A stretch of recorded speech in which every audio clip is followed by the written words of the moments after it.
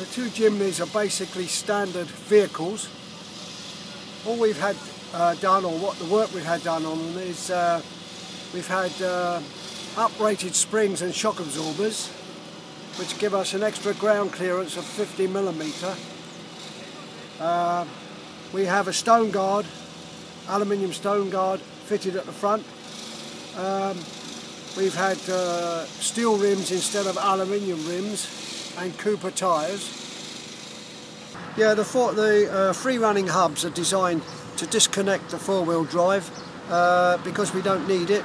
We certainly don't need it on good quality roads. We only need it if we do off-roading, and we're not planning to do that. With the free running hubs, they're free running at the moment. You have a control system which is a little knob and it turns in the front wheels. So let me show you.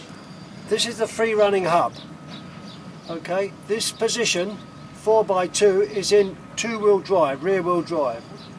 When you want to go into four-wheel drive, you turn this that way to 4x4, and then the four-wheel drive comes into its own then. So, you know, this is a good system because on flat, good surfaces, we don't wear out the running gear, the powertrain, or the tyres.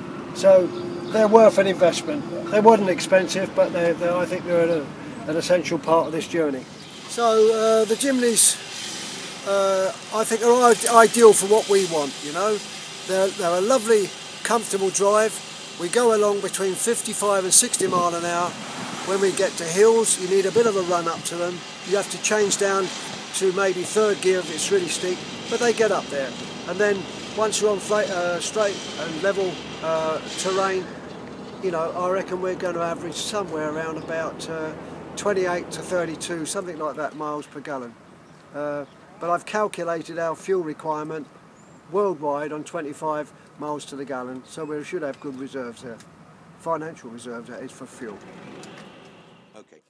Yeah, our fuel capacity is 40 litres maximum in the fuel tank, vehicle fuel tank, but we also carry 40 litres up here. So total maximum fuel we carry is about 80 litres maximum. If we say we have 70 litres usable fuel, this will give us a mileage on reasonably good roads of around about 400 miles, something like that. But the rougher the terrain, the less mileage we get. So if you say we're going to get a maximum of about between 300 and 350 miles from our total fuel available on rough roads, that's the way we calculate it. And we see where it goes from there. I don't suspect for one moment we will need to carry all that fuel. It all depends. If there's no garages or no fuel stops as we go through Mongolia and Kazakhstan, then we will have to carry it. The downside is we're talking about 40 kilos up here, in here. Each one of these vehicles weighs approximately, with two crew, full fuel, all up weight, 1.6 tonnes. We're roughly something like 200 kilos, or about 150 kilos over the top on each one. But to compensate that, we have larger uprated springs, bigger tyres. The tyres themselves have brought the overall width of the wheel track somewhere like 50 mil or so. So we've got a little bit extra stability down below.